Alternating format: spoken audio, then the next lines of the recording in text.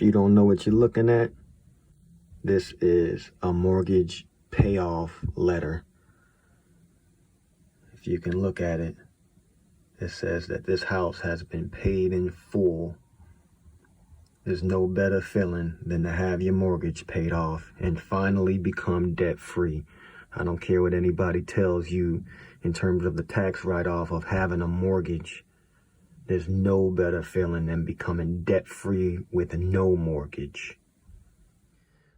What's going on, y'all? This is B. Taylor. What you see behind me is what you just saw, which is the payoff letter from my banking institution that shows that I'm debt-free. It truly is a wonderful feeling.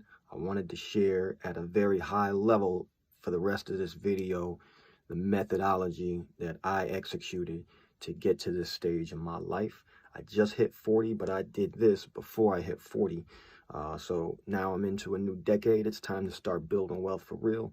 But let me tell you really quick, those summarized points that I took and executed to become debt-free. The first one, I had to find some principles, some guidance to help me move in the right direction, move that needle to the point where I'm starting to build wealth to become debt-free. My tools that I use was Dave Ramsey. Now, a lot of people may have controversy with Dave Ramsey, and that's okay. There's nothing wrong with that. You have a lot of financial experts that say things to the contrary, and they could be right depending on the stage of life that you're in. But if you're not that type of person to have a lot of financial literacy, Dave Ramsey is the way to go. I had some financial literacy, but I also found nuggets in his teaching methodologies that I used to take it and took advantage of for my benefit. So that was one thing. The second thing is you have to have multiple income streams. If you don't have multiple income streams, then you're going to be living at your means and you're not going to be able to advance as quickly as you really would want to. Having multiple income streams allows you that flexibility to do what you need to do.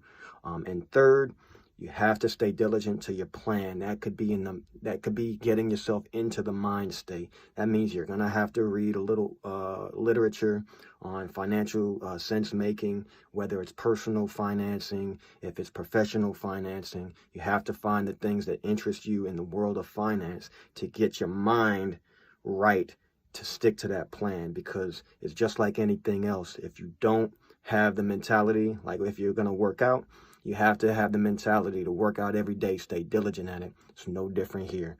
I'm going to go into details about how I executed this plan in the next video. So if you click on the next one, I'll see you in a few.